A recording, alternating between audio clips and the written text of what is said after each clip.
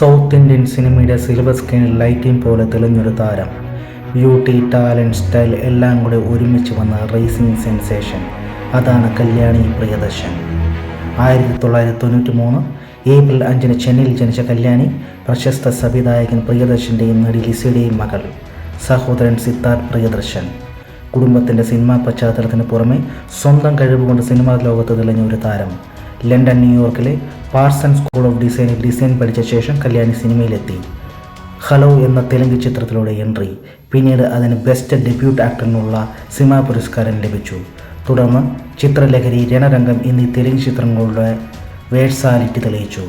മലയാളത്തിൽ വരനെ ആവശ്യമുണ്ട് എന്ന ചിത്രത്തിലൂടെ എൻട്രി. തുടർന്ന് മരക്കാർ, അടബക്കലിൻ്റെ സിംഹം, ബ്രോഡാഡി, തല്ലുമാല, ശേഷം മൈക്കിൾ, ഫാത്തിമ, ആൻ്റണി, ഓടും കുതിര, ചാടും കുതിര എന്നീ ചിത്രങ്ങളുടെ മലയാളത്തിൽ സ്ഥാനമുറപ്പിച്ചു. തമിഴിൽ ഹീറോ, പുത്തും പുതക്കാലൈ, മാനാട് എന്നീ ചിത്രങ്ങളുടെ വേഴ്സാലിറ്റി തെളിയിച്ചു. കരിയറിലെ turning point, Lokah chapter 1, Chandra. Electrifying performance, screen presence, natural acting കൊണ്ട് പ്രേക്ഷകരെ ഞെട്ടിച്ചു. ചാമിങ് പ്രസൻസ്, സ്റ്റൈലിഷ് ഗ്രേസ് എല്ലാം കൂടി ഇന്നത്തെ കാലഘട്ടത്തിൽ അവരെ സൗത്ത് ഇന്ത്യൻ സിനിമയുടെ റേസിംഗ് ലേഡീസ് സൂപ്പർ സ്റ്റാറാക്കി മാറ്റി.